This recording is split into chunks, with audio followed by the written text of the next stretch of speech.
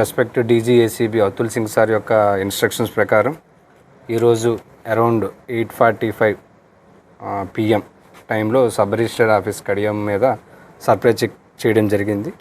Present sub రిజిస్టర్గా ఈ లక్ష్మి అనే madam గారు ఉన్నారు. ఆఫీస్లో అరౌండ్ 79,000 అన్అకౌంటెడ్ క్యాష్ మేము ఐడెంటిఫై చేశాము.